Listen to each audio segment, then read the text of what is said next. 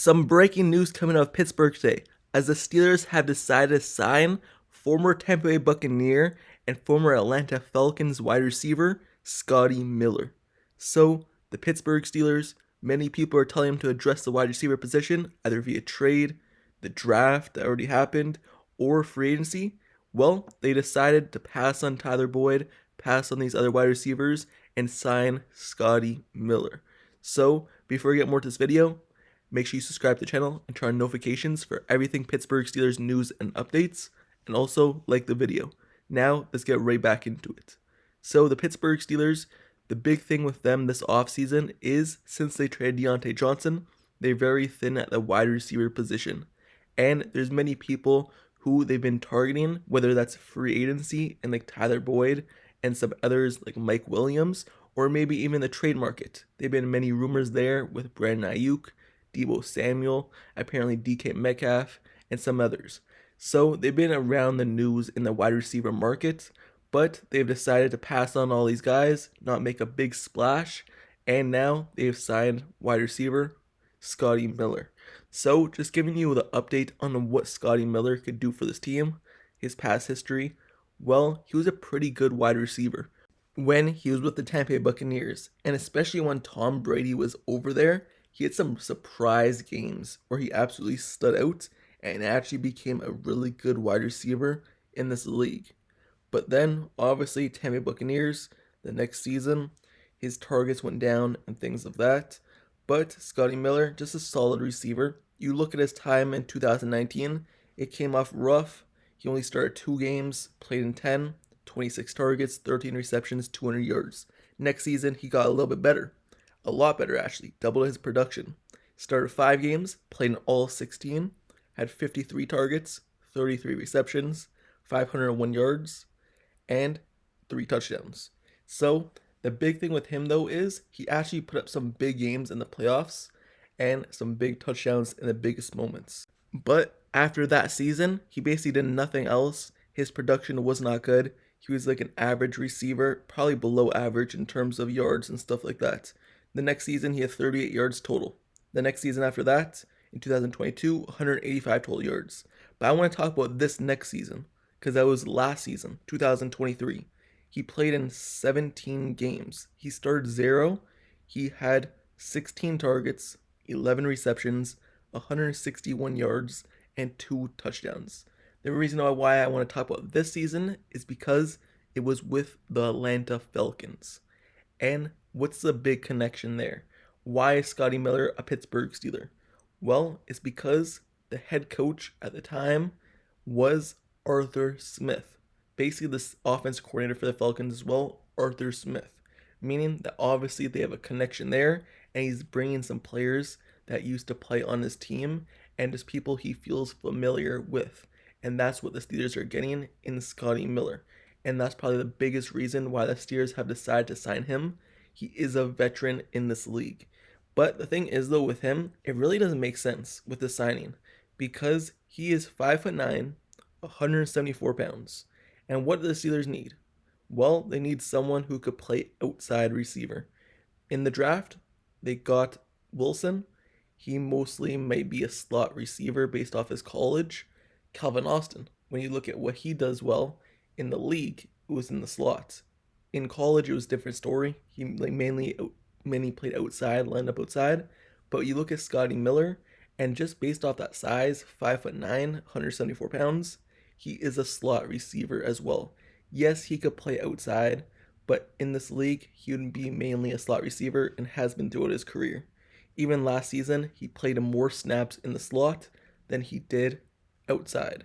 So that signing really doesn't make sense in that type of area of what the Pittsburgh Steelers need to address. But I guess it's just another camp body, another someone who can maybe compete for a job. But still, the Steelers are in desperate need of another wide receiver.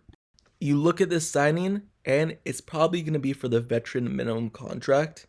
Looking at the cap charge on Scotty Miller, it's likely to be around $1.152 million, and that's if you got the full $167,000 signing bonus. So it's barely going to be any of a cap charge. Don't expect it to be much of a contract because they just passed on Tyler Boyd at the $4.5 million mark for 1 year. So I don't expect Scotty Miller to get anything more than a veteran minimum contract, and that's based off his production in the last 3 years since Tom Brady retired, or the last 2 years since Tom Brady retired, but still 3 years because of his production. So Scotty Miller, he signed to the Steelers, and now looking at the Steelers kind of depth chart at the wide receiver position, the reason I'm saying this is not a big signing or they still need to address it is because of the players they have.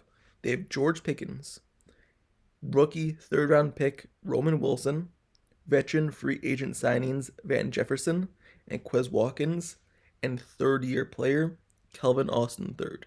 So you're looking at that depth chart, and it's a really bad depth chart. Looking at that wide receiver room, it may be one of the worst wide receiver rooms in the NFL in terms of depth.